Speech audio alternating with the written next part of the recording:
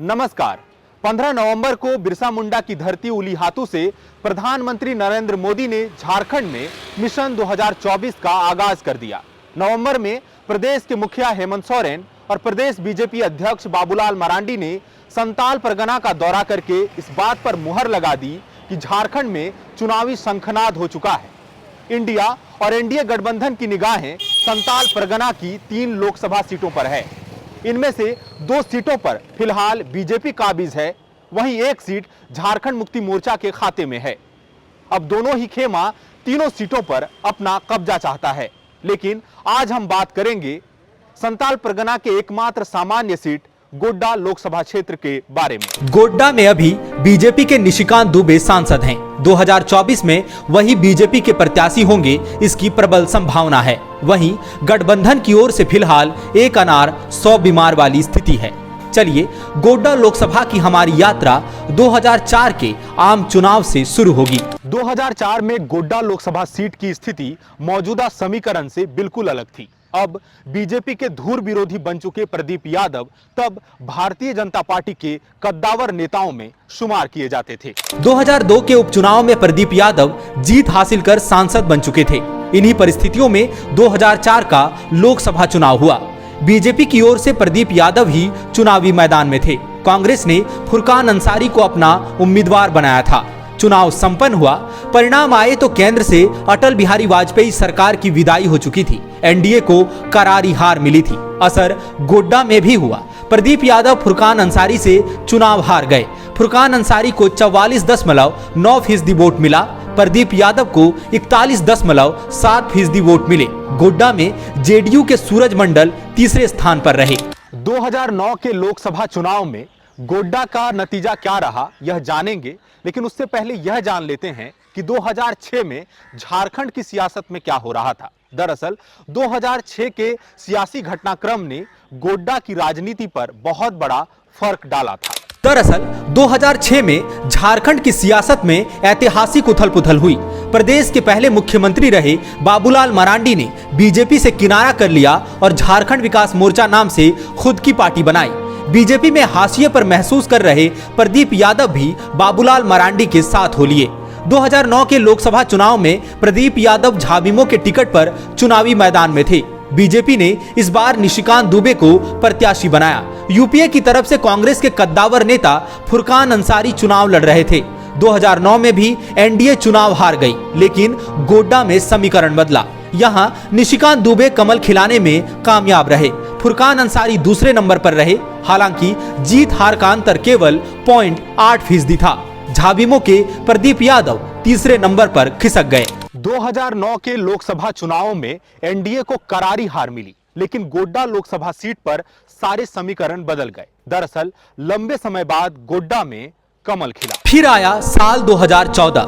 राष्ट्रीय राजनीति पूरी तरह से बदली हुई थी। अन्ना आंदोलन के बाद देश भर में यूपीए के खिलाफ माहौल बन गया था। इसी माहौल में बीजेपी ने गुजरात के मुख्यमंत्री रहे नरेंद्र मोदी को पीएम कैंडिडेट घोषित कर दिया।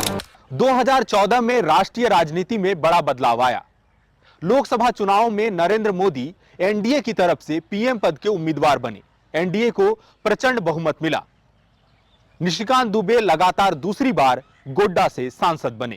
पूरे देश में जैसे मोदी लहर आ चुकी थी। चुनाव बाद नतीजे भी इस बात की तस्दीक कर रहे थे कि मोदी लहर ने विरोधियों का सुपड़ा साफ कर दिया है। अब जबकि 2009 में यूपीए की जीत के बाद भी गोड्डा में कमल खिला, तो 2014 में परिस्थितियां पूरी तरह अनुकूल थी। 2014 में दूसरी बार निशिकांत दुबे बीजेपी की ओर से चुनावी मैदान में थे। झाविमो इस बार यूपीए गठबंधन का हिस्सा था। गोड्डा सीट उनके हिस्से आया। प्रदीप यादव यूपीए प्रत्याशी के तौर पर चुनाव लड़ रहे थे।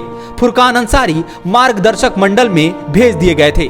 निशिकांत दुबे ने लगातार दूसरी बार गोड्डा में कमल खिलाया। प्रदीप यादव को लगातार तीसरी बार सांसदी के चुनाव में हार मिली।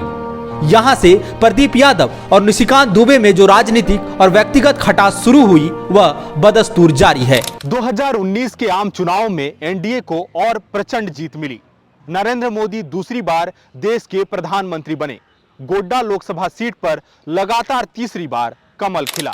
2019 में आम चुनाव से कुछ महीने पहले डमाडोल दिख रहा एनडीए फरवरी मार्च में अचानक मजबूत दिखने लगा। एनडीए ने प्रचंड बहुमत के साथ सत्ता में वापसी की। मोदी लहर का वेग इस बार और भी प्रचंड था। गोड्डा में निशिकांत दुबे ने लगातार तीसरी बार कमल खिलाया। निशिकांत दुबे को 53.4% वोट मिला। यूपीए की ओर से झाविमो के टिकट पर प्रदीप यादव चुनावी मैदान में थे। प्रदीप यादव को निशिकांत दुबे के हाथों करारी हार झेलनी पड़ी। उनको 38% वोट मिला। इस बार बहुजन समाज पार्टी के जफर अवैध तीसरे स्थान पर रहे। गोड्डा लोकसभा क्षेत्र के अंदर विधानसभा की 6 सीटें हैं। इनमें से 5 सामान्य सीटें हैं। केवल देवघर ही एससी के लिए आरक्षित है। देवघर एससी आरक्षित सीट है। बाकी 5 सीटें जिनमें गोड्डा, पोड़ैयाहाट, महागामा, जरमुंडी और मधुपुर सामान्य सीटें हैं। देवघर से बीजेपी के नारायण दास विधायक हैं। पोड़ैयाहाट से कांग्रेस के प्रदीप यादव विधायक हैं। मधुपुर से झामुमो के हफीजुल हसन अंसारी विधायक हैं। जरमुंडी से कांग्रेस के बादल पत्रलेख विधायक हैं। महागामा से कांग्रेस की दीपिका पांडे सिंह विधायक हैं। वहीं गोड्डा से बीजेपी के अमित मंडल विधायक हैं। मतलब कुल 6 में से 2 सीटें बीजेपी के पास है, बाकी गठबंधन के खाते में है। बड़ा सवाल ये भी है कि गोड्डा में किन मुद्दों पर चुनाव लड़ा जाएगा। गोड्डा के ललमटिया में राजमहल कोल परियोजना के अंतर्गत एशिया का सबसे बड़ा कोलियरी है। मुद्दा यह है कि स्थानीय ग्रामीणों को इसका कितना लाभ मिलता है। गोड्डा शहर में 1600 मेगावाट क्षमता वाला अडानी का पावर प्लांट है। समझौते के मुताबिक इसका 25% झारखंड को मिलना था, लेकिन नहीं मिल रहा। गठबंधन इसे मुद्दा बनाएगा। गोड्डा में बांग्लादेशी घुसपैठ भी इस बार मुद्दा बनेगा।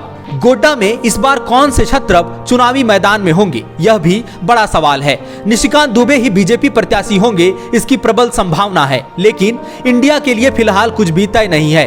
3 नाम चर्चा में हैं। सियासी गलियारों में चर्चा है कि दीपिका पांडे सिंह अब राष्ट्रीय राजनीति के लिए महत्वाकांक्षी हैं। वह गोड्डा में टिकट के लिए दिल्ली दरबार में हाजिरी लगाती रहती हैं। तकरीबन 1 दशक से राजनीतिक निर्वासन झेल रहे फुरकान अंसारी भी एक्टिव हो गए हैं। विधायक बेटे इरफान अंसारी समय समय पर पिता की उम्मीदवारी की वकालत करते रहते हैं। समीकरण साधने के लिए खुद को यादव कुल का भी बता दिया है। वहीं पिछले 3 आम चुनावों में शिकस्त झेल चुके प्रदीप यादव भी गोड्डा में उम्मीदवारी पेश कर सकते हैं। हालांकि फिलहाल सब कुछ वेट एंड वॉच का मामला है। अगली कड़ी में आपको सुनाएंगे दुमका लोकसभा सीट की कहानी। The follow-up.in. Like, share, and subscribe.